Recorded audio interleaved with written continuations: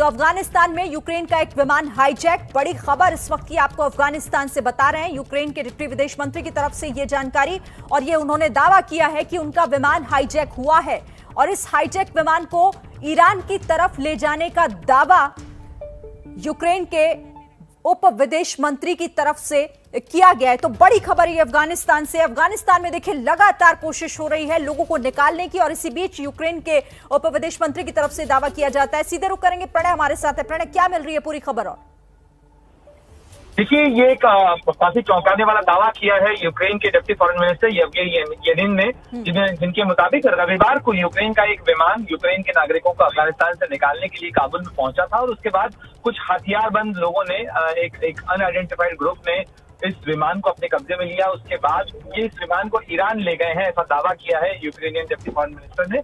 और उसके बाद ये विमान एक तरीके से यूक्रेन से चुरा लिया गया, ये उनका कहना है। लेकिन इसके कारण जो है बाकी लोगों का क्या हुआ, इस बारे में कुछ स्पष्ट स्थिति नहीं उन्होंने स्पष्ट की है।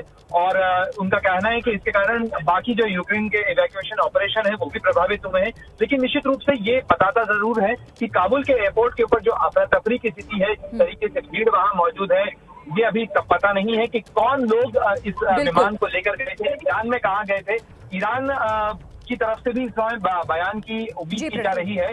हम पता लगाने की कोशिश कर रहे हैं कि ईरान का क्या कहना है अगर उसकी जमीन पर विमान। ठीक है प्रणय, आप इस बड़ी खबर पर और ज्यादा जानकारी जुटाइए। जैसे ही जानकारी आपके पास होगी सबसे पहले हमें बताइएगा।